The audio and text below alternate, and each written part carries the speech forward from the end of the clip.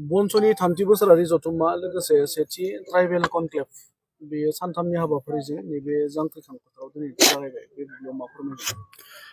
बे मेडियानि गेजेरजों आं बयबो मानगोनां गेदेमा रायजो राजा नोंथांमोननिसिम आं खावलायनो लुबैदों बर' माहारियारि फरायसा आफादनि जि 3थि एनुवेल कनफारेन्स आरो बेजों लोगोसे सेथि फार्स्ट ट्राइबेल पिपल्स कनक्लेभ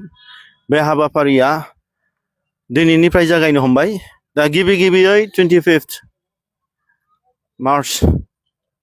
बेयावहाय जोंहा दिनै जोंनि मेन पेन्डेल मेन गेट्स आरो डाइनिं हल आरो डेलिगेट सेसनखौ बावैसो उनावहाय अपेन खालामनो थांसिगोन आरो दिनैहाय जोंहा सेन्ट्रेल बनसु हिसाबै मोनफ्रोमबो डिस्ट्रिक्ट मोनफ्रोमबो खोन्दोसा बेखौ लानानै जोंहा दिनै डेलिगेट्स जिरायगोन आरो बिनि सायावहाय जोङो फैबाय थानाय समावहाय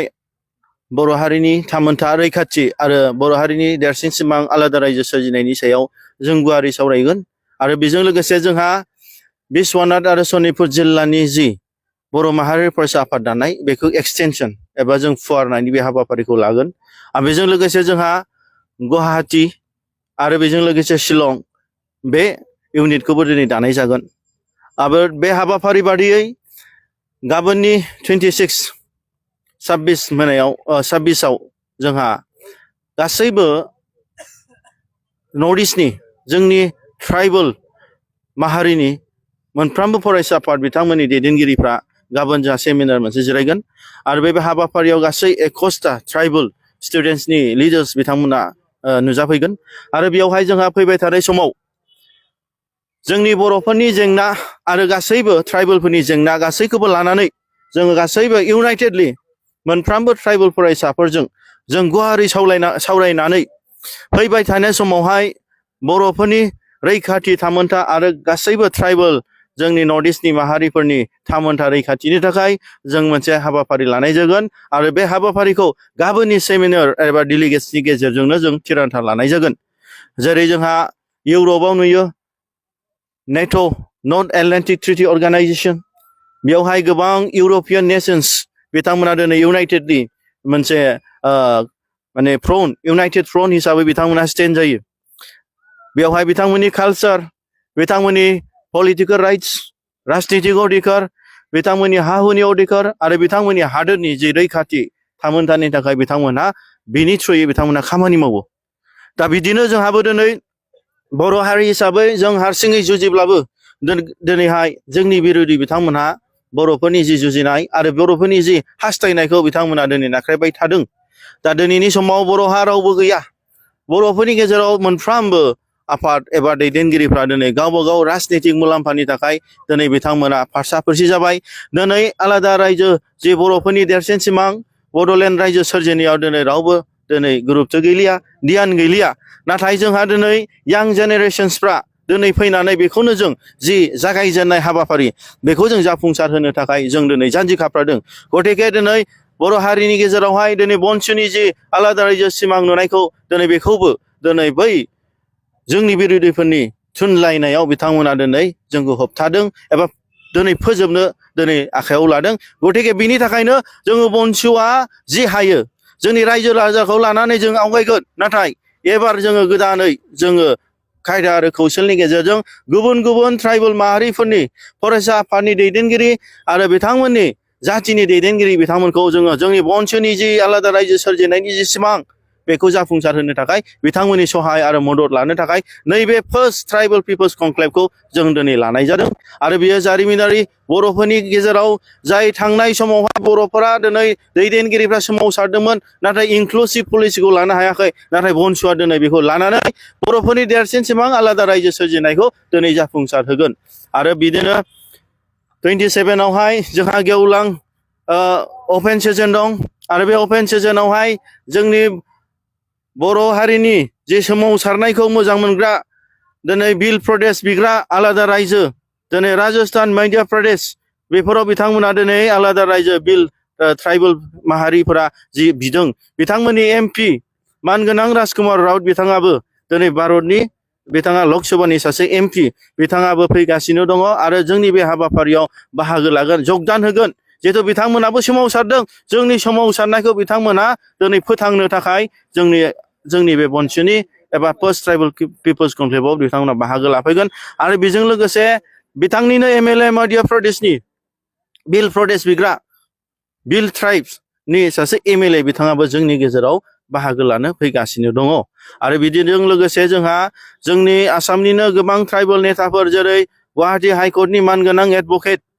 राजु दिउरि बिथाङाबो फैगोन आरो बेजों लोगोसे जोंहा दिनै बारग' आइएएस रिटायार्ड आइएएस बारग' बिटिसिनि प्रिन्सिपाल सेक्रेटारि आरो क'क्राझार डिस्ट्रिक्टनि डेपुटि कमिशनार जन इंथि खाथार बिथाङाबो दिनै बे हाबाफारियाव जगदान भाबै बाहागो लाफैगोन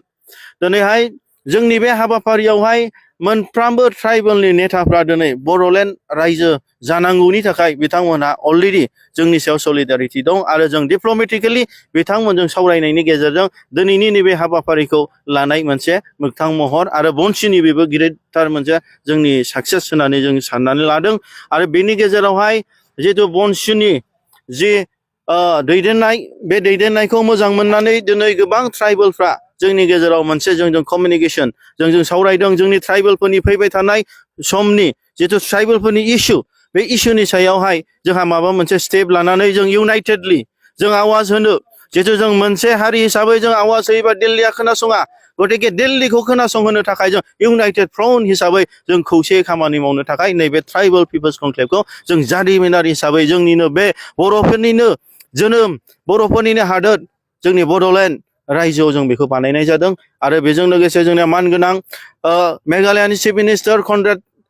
मानगोनां कनरेड के सांमा बिथाङाबो जोंनि बे हाबाफारिखौ ओरैबायदि मदद होदों जेरै बिथाङा दिनै 10टा 6 सिडुल काउन्सिलनि सासे चेयारमेन हिसाबै भारत सरकारा बिथांखौ दिनै दायथ' होदों बेवहाय गोबां जोंहा दिनै फैबाय थानाय समावहाय 125 एमेन्डमेन्ट जाय 6 सिडुलखौ एमेन्डमेन्ट खालामगोन बिनि सायाव बिथाङा दिनै जोंजों गुवारै सावरायदों जिहेतु जों बिथांखौ होनदों